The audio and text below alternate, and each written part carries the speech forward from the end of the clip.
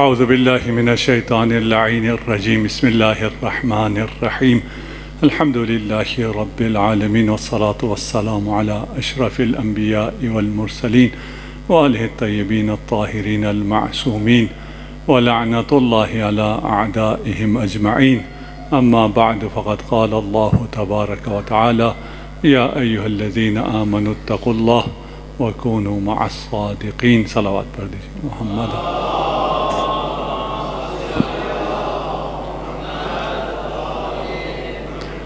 الحمدللہ ان مبارک راتوں میں ہمیں یہ سعادت حاصل ہے کہ ہم نہج البلاغہ امیر المؤمنین کے ہمراہ پرواز کرنے کی کوشش کر رہے ہیں. جیسے میں نے کہا پرواز کی کوشش کر رہے ہیں.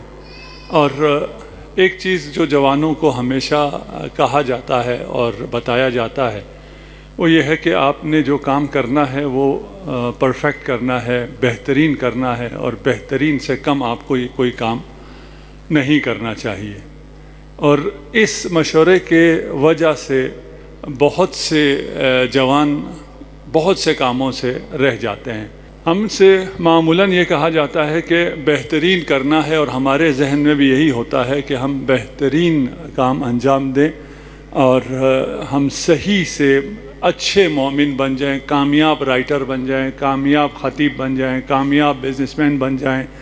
جب تک وہ بہترین نہیں ہوتا ہم آگے بڑھتے نہیں ہیں، اور یہی بہترین اور پرفیکٹ جو ہے یہ ہمیں روکے رکھتا ہے، ہمیں کام نہیں کرنے دیتا. ابھی جو پرندے آپ آسمان میں دیکھتے ہیں محو پرواز ہیں، آسمان کی بلندیوں پر ہیں، وہ آسمانی نہیں تھے، وہ بھی زمین پر ہی تھے. اور زمین سے اٹھنے کی انہوں نے جتنی کوشش کی ہے اتنی ہی دفعہ وہ زمین پر بھی آ کر گرے ہیں. یہ آج جو آپ جن پرندوں کو اس شان سے محو پرواز دیکھ رہے ہیں یہ پہلے دن ایسے نہیں تھے. انہوں نے کوشش کی ہے، یہ گرے ہیں، انہوں نے ہزاروں ناقص پروازیں کی ہیں، اس کے بعد یہ کامل پرواز کرنے کے یہ لائق بنے ہیں. تو اس بات کو چھوڑ دیجئے کہ جب تک بہترین نہ ہوگا ہم نہیں کریں گے. آسمان علم و معرفت میں بھی اگر آپ پرواز کرنا چاہتے ہیں، نہج البلاغہ کے ساتھ اڑنا چاہتے ہیں، ان بلندیوں کو توحید کی چھونا چاہتے ہیں، تو یہ پہلے دن نہیں ہوگا. پہلے دن باتیں سمجھ میں نہیں آئیں گی. فیصلہ کریں گے، ہمت کریں گے، توکل کریں گے، سب کچھ کریں گے، لیکن پھر گناہ ہو جائے گا، پھر غلطی ہو جائے گی، پھر لغزش ہو جائے گی.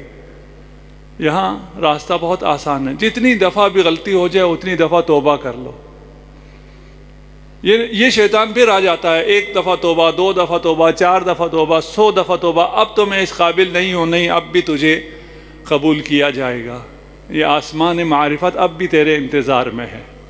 نہج البلاغہ کا کلام، خطبات، مکتوبات ابھی بھی تیرے انتظار میں ہیں، ابھی بھی تیرا ہاتھ تھامنے کے لیے تیار ہیں. امیر المؤمنین نے معجزہ کیا ہے، یہ خطبہ معجزہ ہے.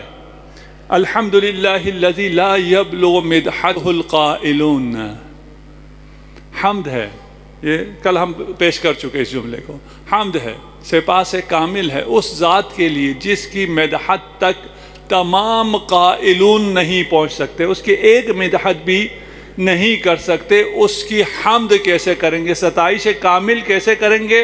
اور اسی جملے میں امیر المؤمنین نے اپنے عجز اور انکساری کے اظہار سے ستائش کامل کر دی. یہ معجزہ ہے. اس معجزے تک نہ جانے میں آپ کو پہنچا سکا ہوں یا نہیں پہنچا سکا ہوں. کہتے ہیں محمود غزنوی، آپ نے بھی اپنی کتابوں میں پڑھ رکھا ہے اور اس قسم کے بہت سے لوگوں کو ہم پڑھتے ہیں، اس نے ایک دفعہ اعلان کیا کہ جو میری مدح و ستائش میں اشعار پیش کرے گا اسے میں انعام دوں گا. تمام شعراء نے شروع کیا، شاعری کرنا شروع کی. اور آپ جانتے نہیں جانتے فارسی کا شاعر ہے، ثنائی اور بہترین شعراء میں سے اس کا شمار ہوتا ہے تاریخ شعر میں. اس نے بھی اشعار لکھے، اور اس نے جب اشعار لکھے تو وہ اشعار پھر یقیناً سب سے بہتر اشعار تھے. اس نے باقی محافل میں پیش بھی کیا کہ یہ شعر میں نے سلطان محمود غزنوی کے لیے لکھا. سب نے کہا انعام تو لے گیا. جس دن دربار میں پیش ہونا تھا اس زمانے میں ہر گھر میں حمام نہیں ہوتا تھا، باتھ روم نہیں ہوتا تھا کہ وہاں جا کے آپ غسل کریں، تیار ہوں اور تیار ہو کے چلے جائیں۔ عمومی حمام ہوا کرتے تھے۔ وہاں جا کر اس نے کہا آج میں نے بادشاہ کے دربار میں جانا ہے، میں نہا دھو کے تیار ہوتا ہوں۔ جب وہ حمام میں گیا تو دو لوگ بیٹھ کے وہاں شراب پی رہے تھے، چھپ کے ایک کونے میں بیٹھ کے شراب پی رہے تھے، اور انہوں نے ایک نے کہا کہ یہ جام بھر کے دیتا ہوں، یہ پیو بکوری چشم سلطان محمود غزنوی۔ بکوری چشم کا مطلب ہے کہ وہ خدا اس پہ غضب کرے۔ دوسرے نے دوسرے کو جام بھر کے دیا کہ بکوری چشم سنائی۔ سنائی بھی چونکا کہ مجھ پہ کیوں لعنت کر رہے ہیں۔ دوسرا بھی چونکا کہ بھئی محمود غزنوی تو ظالم ہے، ایک ظالم بادشاہ، اس لیے یہ تو اچھا شاعر ہے، اس کے لیے کیوں؟ کہا خدا نے اسے اتنی صلاحیت دی ہے، اسے ادب دیا ہے، اسے ذوق دیا ہے، اسے زبان دی ہے، یہ اس کی زبان اور اس صلاحیت سے، اس ادب سے خدا کی مدح کرنے کے بجائے سلطان محمود کے لیے شعر لکھتا ہے، خدا اس پہ لعنت کرے۔ سنائی نے جب یہ سنا نہانا وہانا بھول گیا، واپس گیا، بیوی سے کہا وہ اشعار دو جو میں نے سلطان کے لیے لکھے تھے۔ وہ سلطان کے اشعار اس نے پھاڑ کے پھینک دیے، سجادہ بچھایا، اس پر سجدے میں گرا، سجدہ کرنے کے بعد، توبہ کرنے کے بعد اس نے قلم اٹھایا، ملکہ ذکر تو گویم کہ تو پاکی و خدائی، نروم جز بہمن راہ کہ تو ام راہ نمائی، نتوان وصف تو گفتن کہ تو در فہم نہ گنجی۔ یہ امیر المؤمنین سے لیا اس نے، نتوان وصف تو گفتن کہ تیرا وصف تو میں بیان نہیں کر سکتا، اس لیے کہ تو فہم میں آ نہیں سکتا کہ میں تیرا وصف بیان کروں۔ ہمیں عزی و جلالی، ہمیں علمی و یقینی، ہمیں نوری و سروری، ہمیں جودی و یقینی۔ یہ اشعار کہے۔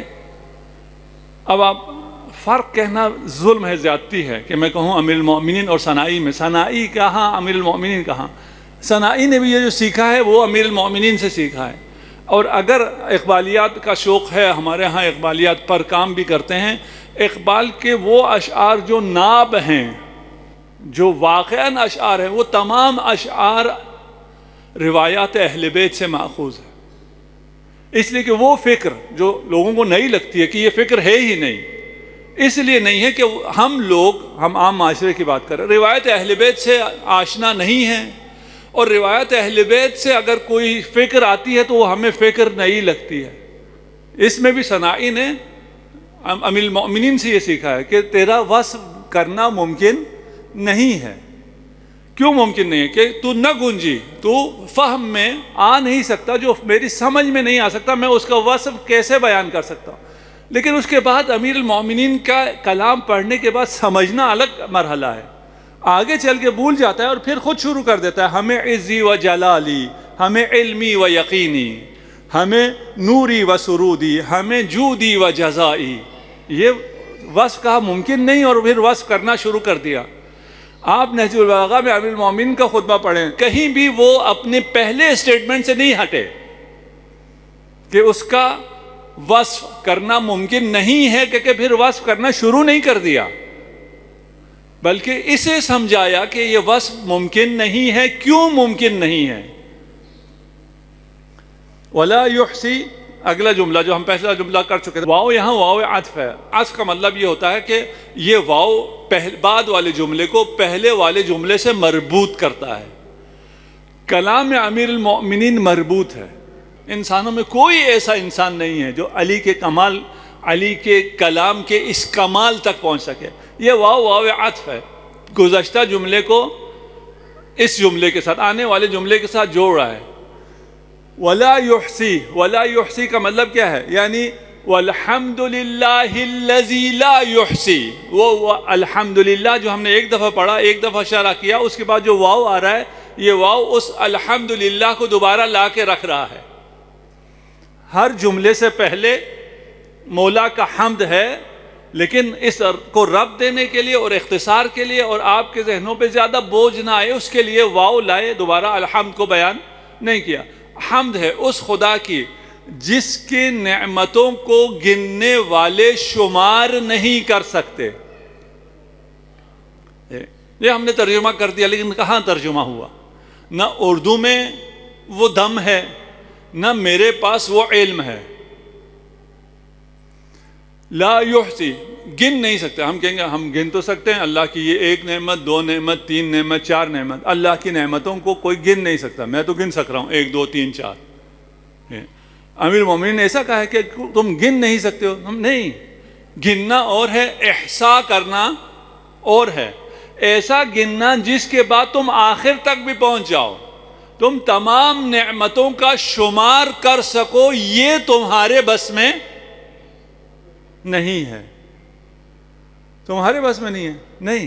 نہیں کہا انسانوں کے، کہا عادون، گننے والوں کے. گننے والے کون کون ہیں خدا جانتا ہے. گننے والوں میں فرشتے سب سے بڑھ کر فرشتے ہیں، لیکن فرشتے خدا کی نعمتوں کو کیا گنیں گے؟ جب آپ صلوات پڑھتے ہیں تو اس کے ثواب کو نہیں گن سکتے ہیں.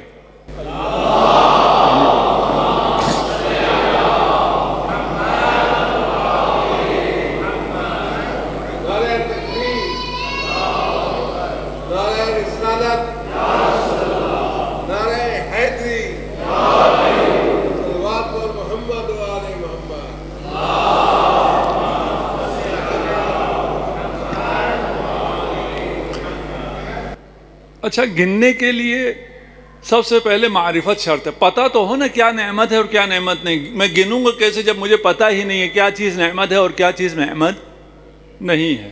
2 مثالیں میں دیتا ہوں، آپ کو پتہ چل جائے گا کہ انسانوں کو نعمت کا پتہ ہی نہیں ہے کہ نعمت ہے کیا، اور جنہیں وہ سب سے بڑی نعمت سمجھ رہے ہیں. اور امیر المومنین کے کلام سے اگر کچھ سمجھ میں آئے تو وہ مانگیے گا جو علی چاہتے ہیں. وہ اسے نعمت مانیے جس کو علی نعمت کہتے ہیں. رسول خدا صلی اللہ علیہ وآلہ وسلم کی بارگاہ میں چلتے ہیں.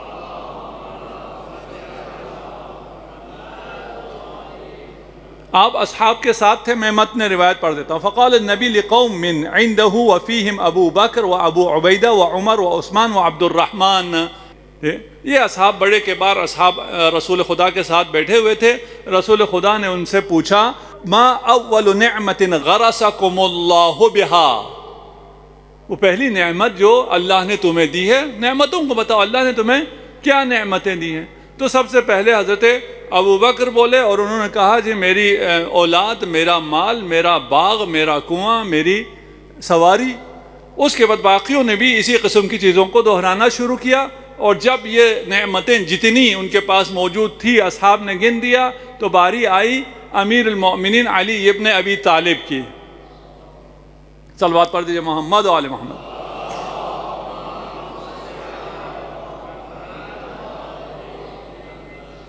اب امیر المومنین کا جواب سنیے. پہلے اصحاب کا جواب آپ کے سامنے آ گیا ہے. اصحاب کا جواب کیا ہے؟ نعمتیں کیا ہیں؟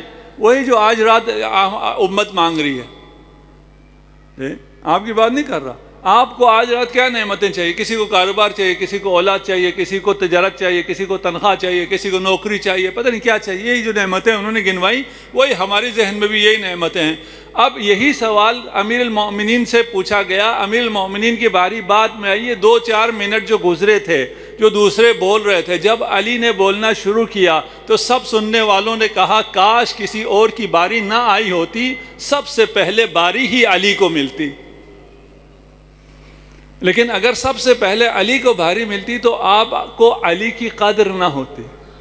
جب امیر المؤمنین سے پوچھا گیا تو فرمایا فقال ان اللہ خلقنی ولم اکو شیئا مذکورا فلہ الحمد فی احسن صورت واعدل ترکیب وجعل فی سراجا منیرا. میں مختصر کر کے سنا رہا ہوں، میں پوری بات بھی نہیں سنا رہا.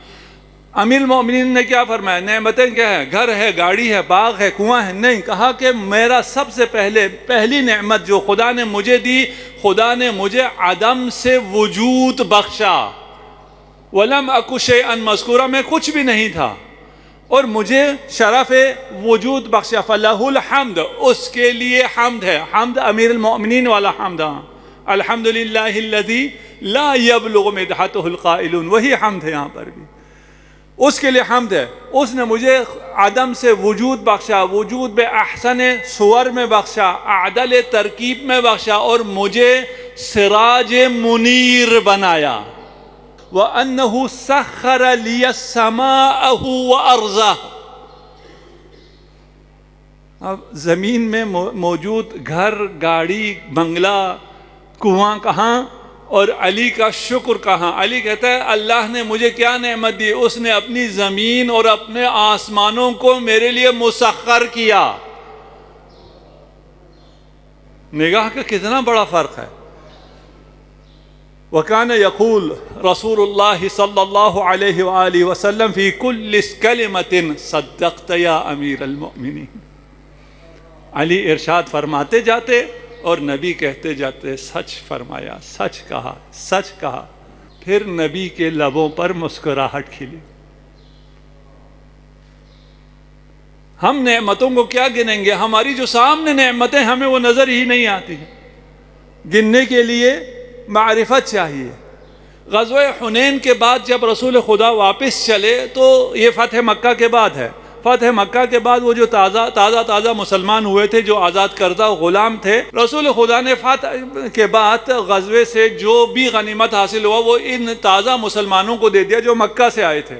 اب جو لشکر واپس جا رہا تھا، ایک گروہ مکہ کی طرف گیا، ایک گروہ مدینہ کی طرف گیا۔ جو مکہ کی طرف جا رہا ہے وہ سارے گھوڑے، اونٹ، تلواریں، نیزے، جو بھی مال غنیمت ہے وہ سب لے کے جا رہا ہے، اور جو مدینہ جا رہے ہیں وہ سارے خالی جا رہے ہیں۔ اب جو خالی جا رہے ہیں، لڑائی جنہوں نے لڑی ہو، فتح جنہوں نے کی ہو، جنہوں نے ان کو بھی مسلمان کیا، وہ خالی جا رہے ہوں۔ جو ابھی تازہ مسلمان وہ سارا غنیمت لے کے جا رہے ہوں، تو ان کے دل پہ باری تو گزرے گا۔ ان کا یا رسول اللہ یہ کیا ہے؟ وہ دیکھیں وہ سب کچھ وہ لے کے جا رہے ہیں۔ تو رسول خدا نے فرمایا کہ کیا کہا؟ سب وہ لے کے جا رہے ہیں؟ کہا ہاں سب کچھ وہ لے کے جا رہے ہیں۔ کہا پھر تم کیا لے کے جا رہے ہو؟ ہم کچھ بھی نہیں لے کے جا رہے۔ رسول خدا نے فرمایا دیکھو وہ کیا لے کے جا رہے ہیں، تم کیا لے کے جا رہے ہو؟ کہا سب کچھ تو وہ لے کے جا رہے ہیں۔ فرمایا نہیں، غور سے دیکھو۔ خیر وہ دیکھنے والے تو نہیں تھے، بتانا پڑا۔ کہا وہ گھوڑے لے جا رہے ہیں، گدھے لے جا رہے ہیں، خچر لے جا رہے ہیں، تم مجھے لے کر جا رہے ہو۔ نعمتیں پتہ چلے نا، یہ جو ساری نعمت، دنیا کی سب سے بڑی نعمت جو لے کے جا رہے تھے، وہ کہہ رہے تھے ہمارے پاس کچھ بھی نہیں ہے، ہم خالی ہیں، اور سب کچھ وہ لے کے جا رہے ہیں۔ ان کے پاس تو کچھ بھی نہیں تھا۔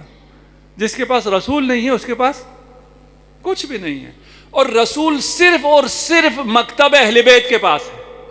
اگر آپ کو رسول کا ساتھ چاہیے، رسول کی معرفت چاہیے، رسول کی شریعت چاہیے، وہ صرف اور صرف اہل بیت کے ساتھ۔ وَلَا يُؤَدِّي حَقَّهُ الْمُجْتَهِدُونَ، واو عاطفہ ہے، یہ واو جوڑ رہا ہے اسی الحمدللہ الذی کے ساتھ۔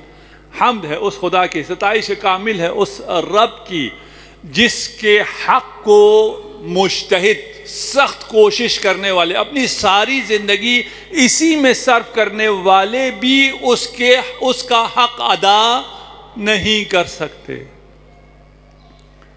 لا یؤدی، اس پہ آگے نہیں چلتا کہ ادا نہیں کر سکتے۔ ادا کرنے کا کیا مطلب ہے، ہمیں یہ بھی اگر سمجھ میں آ جائے بہت بڑی بات ہے۔ یہ کلام امیر المؤمنین ہے۔ حق کسے کہتے ہیں؟ حق کا مطلب یہ ہے کہ وہ واقع کے مطابق ہو، حقیقت کے مطابق ہو۔ آپ اگر کہہ رہے ہیں کہ ابھی رات ہے اور باہر بھی رات ہو، تو یہ آپ کی بات حق کے مطابق ہے، واقع کے مطابق ہے، اسے حق کہتے ہیں۔ فلانی کو اس کا حق دے دو، فلان کو حق دے دو کیا مطلب؟ اس نے جتنی زحمت کی ہے اتنی اسے اجرت دے دو، تو اس کا آپ نے حق دے دیا۔ هو الحق، خدا حق ہے۔ اس کا کیا مطلب ہے؟ یعنی خدا نے جو کہا ہے وہ عین واقع ہے، وہ عین حقیقت ہے۔ اگر خدا نے کہا ہے کہ میں کریم ہوں تو وہ کریم ہے، اگر خدا نے کہا ہے میں رازق ہوں تو وہی رازق ہے۔ کاش ہمیں سمجھ میں آ جائے کہ هو الحق، ساری پریشانیاں ہماری ختم ہو جائیں گی۔ لا یؤدی حقہ المجتہدون، مجتہد اجتہاد سے، جہد سے، کوشش کرنے والوں سے، یعنی جس شخص کا اور کوئی زندگی میں کام نہیں ہے، صرف ایک ہی یہی کام ہے، وہ اپنی زندگی کا صبح و شب اسی میں بسر کرنا چاہتا ہے کہ اس کا حق ادا ہو جائے، پھر بھی اس کا حق ادا نہیں ہو سکے گا، نہ صرف اس ایک سے بلکہ جتنے مجتہد ہیں، جتنے کوشش کرنے والے ہیں، وہ سارے اپنی کوشش کو جمع کر لیں، اس کا حق ادا نہیں ہو سکتا ہے۔ اسی سے مجتہد، ہم مرجع تقلید کو ہی مجتہد کہتے ہیں، اور پھر کچھ لوگ تقلید کے خلاف بھی ہیں، اور پھر اس پہ حملہ بھی کرتے ہیں کہ تقلید کرنا تو بندروں کا کام ہے، بندر تقلید کرتا ہے، نقل کرتا ہے، تقلید کرتا ہے، ہمارے پاس تو عقل ہے، ہم کیوں کسی کی مانیں؟ کوئی کہے اور ہم اس کی مانیں، کیوں؟ خدا نے ہمیں عقل نہیں دی ہے۔ اچھا، یہی عقل مند جو کہتے ہیں کہ تقلید بندروں کا کام ہے، یہ جب بہت پڑھے لکھے ہوتے ہیں تو اس کے بعد جا کے ڈارون کی تھیوری پڑھ کے کہتے ہیں کہ ہم بندر زیادہ ہیں۔ بھائی ابھی تو کہہ رہے تھے کوئی ہم بندر ہیں کہ تقلید کریں، پھر تم بہت پڑھ لکھ گئے، بہت تم نے ترقی کر لی، تم کیا ہو گئے؟ کہا اب ہم بندر زیادہ ہو گئے، ہم بندر سے کے بچے ہو گئے سارے۔ چلیے، یہی ڈاکٹر کے پاس چلے گئے، آپ میں سے کچھ ڈاکٹرز بھی یہاں بیٹھے ہوئے ہوں گے، کیا کتنا پڑھا ہوتا ہے؟ 4 سال 5 سال۔ ان جو 5 سال پڑھا ہے اور امتحان پاس کیے ہیں، ان میں سے کتنی نقل کی ہے، کتنے ہیرا پھیری کی ہے، کسی کو پتہ ہے؟ پتہ نہیں ہے۔ پڑھنے کے بعد وہ جو کچھ پڑھا ہے اس کو دوبارہ کبھی مڑ کے دیکھا ہے اس ڈاکٹر نے، یا لگا ہوا ہے صبح شام مریضوں کو دیکھنے میں، نوٹ چھاپنے میں؟ کوئی پتہ نہیں۔ اچھے بھی ہیں برے بھی ہیں، نہیں کہہ رہا سب ایسے ہیں۔ 5 سال پڑھا ہوا ہے، اس پڑھنے کے بعد وہ آپ کی بات کو کتنی دقت سے سنتا ہے، اس کے پاس فرصت ہی نہیں ہے۔ دن میں جب 50-100 مریض اس نے دیکھنے ہیں تو اس کے پاس آپ کی بات سننے کی بھی فرصت کدھر ہے؟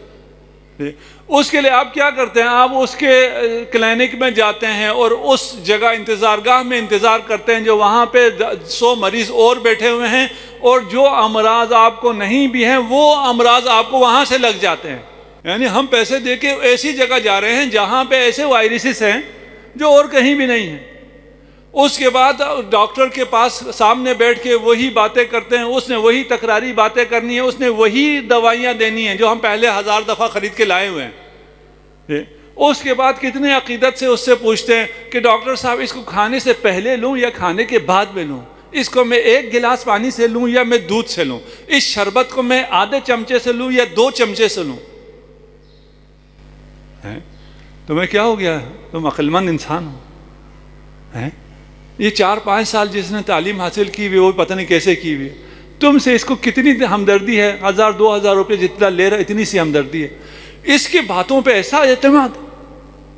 نہیں جی ڈاکٹر ہے، نہیں جی متخصص ہے، اسے ماننا پڑے گا۔ اچھا، اس 5 سال پڑھے ہوئے جس کے بارے میں کوئی پتہ نہیں ہے، اس کے لیے اتنا تعبد، تو وہ مجتہد جس نے 50-60 سال لگائے ہوئے ہیں، اپنی پوری زندگی لگائی ہوئی ہے، اس نے اپنے اخلاص کو ثابت کیا ہوا ہے، ہزاروں علماء گواہی دے رہے ہیں کہ یہ اللہ کی خاطر کر رہا ہے، یہ جو تمہاری ہدایت کے لیے نسخہ دیتا ہے اسے مفت دیتا ہے، اس کے بعد اسے سمجھانے کے لیے مبلغ بھی وہ خود بھیجتا ہے، اس کے بعد تمہیں یہ بتاتا بھی ہے کہ اگر اس پہ عمل کرو گے تمہیں کیا ثواب ملے گا۔ اس کی بات ماننا کیا ہے؟ ہم بندر ہو گئے، ہم اس کی تقلید کریں۔ 7 آفرین اس بندر پہ، تم سے بہت اچھا ہے وہ بندر جو اس لیے تمہاری نقل اتارتا ہے کہ تمہاری آنکھوں میں آ جائے، تم سے ایک لقمہ مل جائے۔ کاش تم بھی تقلید کرو کہ تم امام زمانہ کی آنکھوں میں آ جاؤ، امام زمانہ کو اچھا لگے کہ اگر یہ خود نہیں کر سک رہا تھا، اگر یہ خود ہمارے حلال حرام کو نہیں جان سک رہا تھا، کسی اور چیز میں مصروف تھا، کسی کی تقلید تو کر رہا ہے۔ قالوا لو كنا نسمع او نعقل ما كنا في اصحاب السعیر۔ جہنمیوں سے پوچھیں گے کیسے پہنچے یہاں، کہیں گے ہم سنتے نہیں تھے، تقلید نہیں کرتے، ہم تعقل نہیں کرتے تھے، اگر ہم سن لیتے تو ما كنا في اصحاب السعیر، اگر ہم تعقل کر لیتے، اگر ہم خود اجتہاد کر لیتے تو ما كنا في اصحاب السعیر۔ وقت آ گیا، امیر المؤمنین درس حیات دے رہے ہیں، خدا برکت دے اور خدا ہمارے قلب میں، دل میں تڑپ اور پیاس پیدا کرے کلام امیر المومنین کی۔ اگر پیاس لگی ہو نا، جیسے آپ روزے سے ہیں، آپ کو پیاس لگی ہو تو آپ کو کہنا نہیں پڑتا کہ پانی پیو، وہ پیاس آپ کو خود کہتی ہے کہ پانی پینا ہے۔ کاش صرف اتنا ہم کر سکے کہ یہ پیاس محسوس ہو کہ آب حیات کلام امیر المومنین ہے، اور اس آب حیات کے بغیر میں ابھی تک کیسے زندگی کر رہا تھا معلوم نہیں، میں کیسے زندہ تھا، میں اصل زندوں کے شمار میں تھا بھی یا نہیں تھا۔ امیر المومنین 19ویں شب ہے، ام کلثوم کے گھر پر ہیں۔ ام کلثوم نے دسترخوان لگایا اور دسترخوان پر دودھ بھی رکھ دیا اور نمک بھی رکھ دیا۔ جب امیر المومنین اپنی نماز سے فارغ ہو کر دسترخوان پر آئے، جیسے آج آپ نماز سے فارغ ہو کے دسترخوان پر بیٹھے افطار کے لیے، فلما نظر الیہ، جب دسترخوان کو دیکھا تو اپنے سر کو جھٹکا، وبکا بکاء شدیدا عالیا۔ راوی خود ام کلثوم ہے، ام کلثوم خود فرماتی ہیں کہ بابا نے جب اس دسترخوان کو دیکھا تو گریہ فرمایا، بکا بکاء شدیدا، شدید گریہ فرمایا، عالیا بلند گریہ فرمایا، اور فرمایا بیٹا کبھی دیکھا ہے کہ علی کے دسترخوان پر دو طرح کی غذائیں ہوں؟ علی نمک کو غذا کہہ رہے ہیں، دودھ کو غذا کہہ رہے ہیں۔ آپ جن نعمات پر بیٹھے ہیں اور اقسام ہونے کے بعد بھی آپ اپنے گھر والوں سے ناراض ہوتے ہیں کہ آج دسترخوان کو اچھا نہیں لگا۔ ہم شیعہ علی ہے۔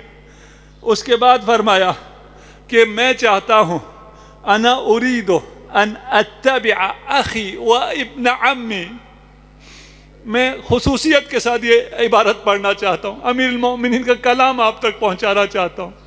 میں چاہتا ہوں اپنے بھائی اور اپنے ابن عم رسول اللہ صلی اللہ علیہ وآلہ وسلم کی پیروی کروں۔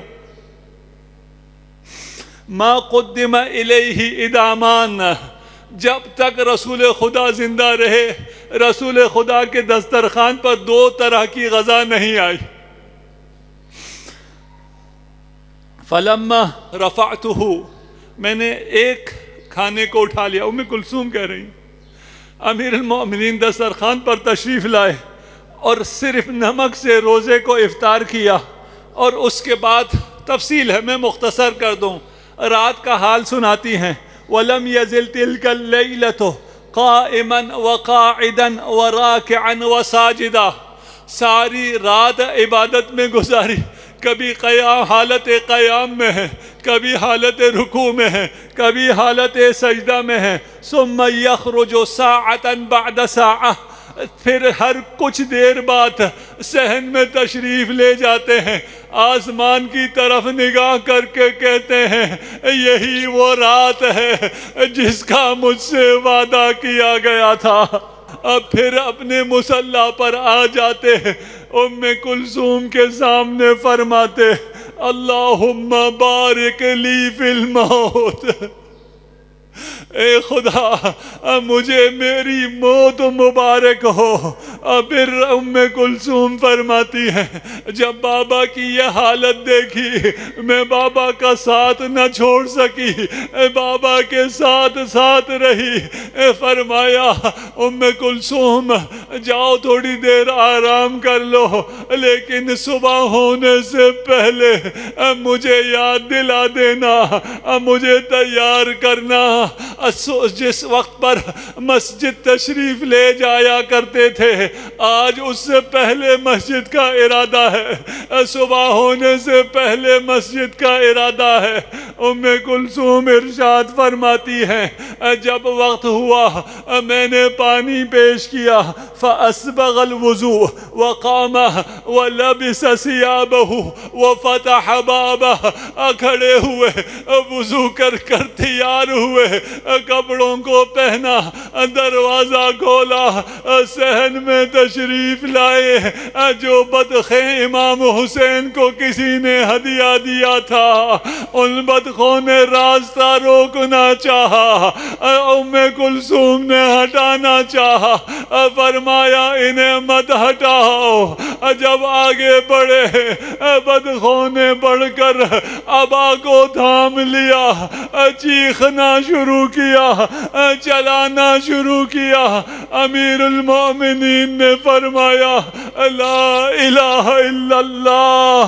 اب ام کلثوم ابھی تو ان پرندوں کی چیخوں کو سن رہے ہو، ابھی وہ وقت آنے والا ہے کہ اہل کوفہ تمہارا نوحہ سنیں گے۔ اجرکم علی اللہ۔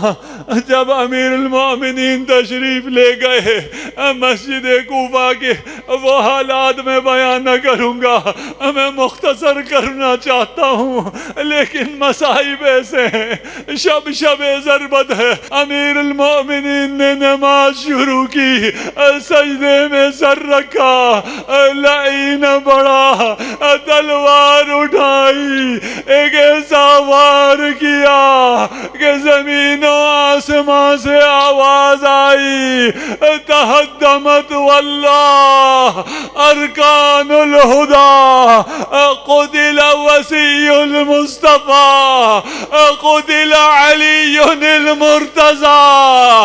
یہ آواز آپ برداشت نہ کر سکے، زینب نے کیسے برداشت کیا ہوگا؟ روایت کہتی ہے جب زینب نے گھر میں یہ آواز سنی، 70 بار دروازے پر آئی، دروازہ کھولنا چاہا، بھاگ کر بابا کے پاس پہنچنا چاہا، کچھ سوچ کر پلٹ جاتی تھی۔ سن سکو گے غیرت کے امام کی بیٹی زینب کبریٰ فرماتی ہیں اے دروازے، تو جانتا ہے نا میرا باپ امام ہے، غیرت کا بھی امام ہے، اس کی غیرت یہ برداشت نہ کر سکے گی کہ نامحرموں کی نگاہیں زینب کی قامت پر بھی پڑے۔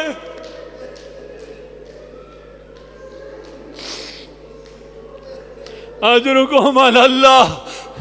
اس صبر کے لیے زینب کبریٰ کا دل چاہیے۔ زینب کبریٰ نے صبر کیا، لیکن ایک منظر اور آتا ہے جب سیاہ بادل چھا جاتے ہیں، جب سورج کو گہن لگ جاتا ہے، زمین کربلا تھر تھرانے لگتی ہے، ہاتف ندائی آسمان سے ندا دیتا ہے الا قد قتل الحسین بکربلا۔ زینب صبر نہ کر سکی، خیمے سے باہر آئی، اپنے بابا کو پکارا، اپنے نانا کو پکارا، واہ محمد۔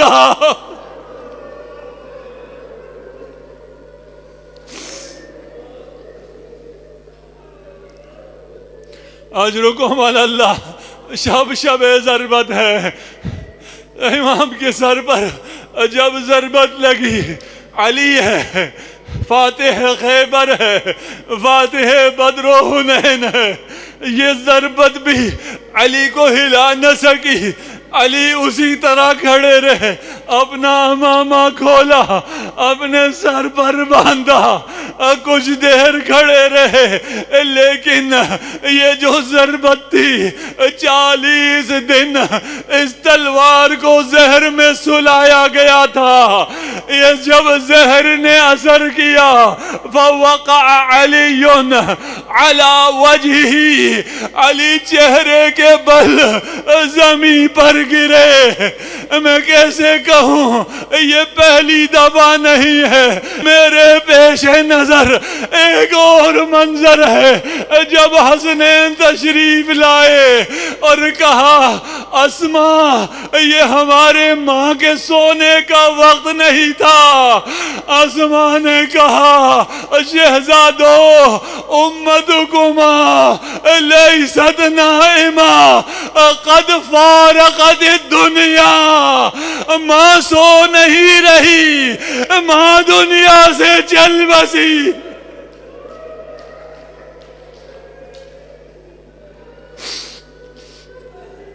اجرکم علی اللہ۔ جب اسماء کسی بھی طرح بچوں کو خاموش نہ کر سکی، بہلا نہ سکی، تو فرمایا شہزادو جاؤ جا کے بابا کو خبر دو۔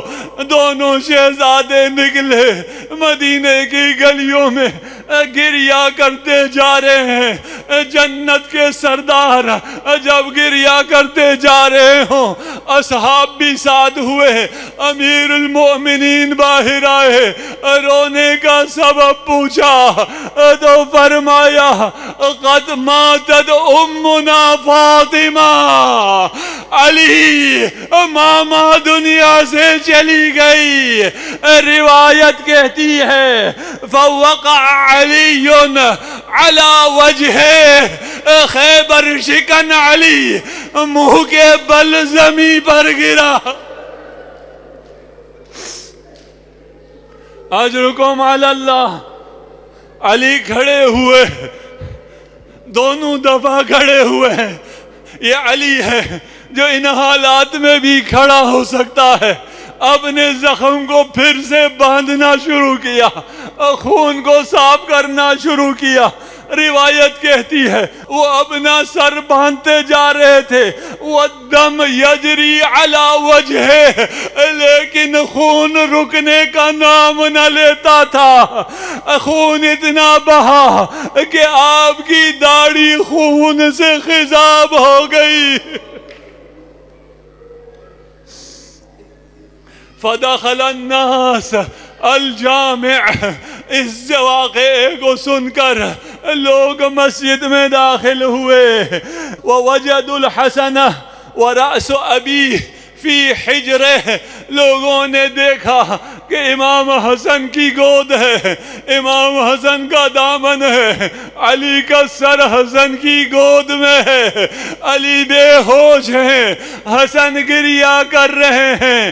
روایت کہتی ہے حسن نے اتنا گریا کیا کہ حسن کے آنسو جب رخسار امیر المؤمنین پہ ٹپکے، امیر المؤمنین نے آنکھیں کھولی اور فرمایا کہ آپ کیوں گریا کر رہے ہیں؟ میں ابھی زندہ ہوں، دیکھو میرے استقبال کے لیے رسول خدا تشریف لائے ہیں، میرے استقبال کے لیے فاطمہ زہرا تشریف لائی ہیں۔ مجھے ایک منظر اور یاد آ رہا ہے، جب علی کے دامن میں زہرا کا سر ہے، فقال لہن ما الخبر، جو کنیزیں فاطمہ کے گرد موجود تھیں انہوں نے ایک لمحے ایسا محسوس کیا کہ فاطمہ کی پرواز ہونے والی ہے، بھاگ کر گئی، علی کو تلاش کیا۔ انہوں نے کہا کہ علی جلدی کیجئے۔ علی نے فرمایا ما الخبر؟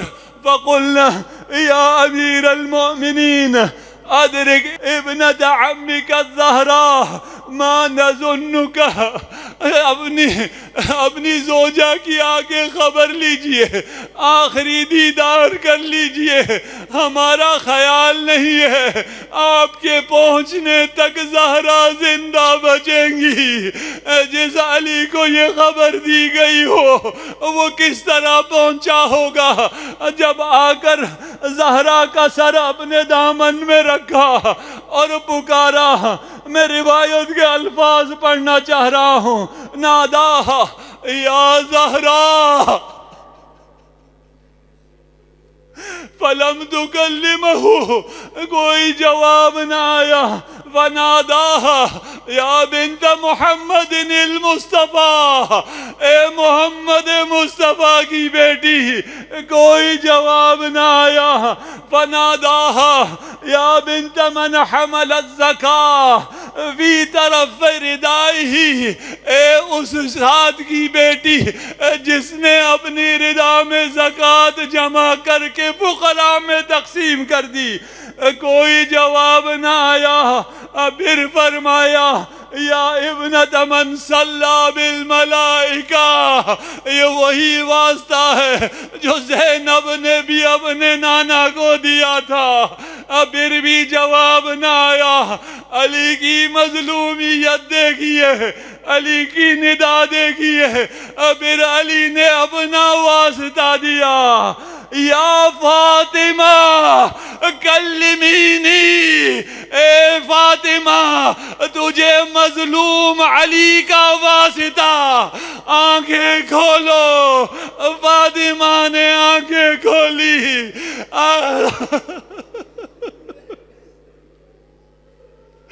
دونوں نے گریہ کرنا شروع کیا. زہرا علی سے کہہ رہی ہے گریہ نہ کیجئے. علی زہرا سے کہہ رہے ہیں گریہ نہ کیجئے. پہلو شکستہ نے اپنا ہاتھ اٹھایا، علی کے آنسو پوچھنا شروع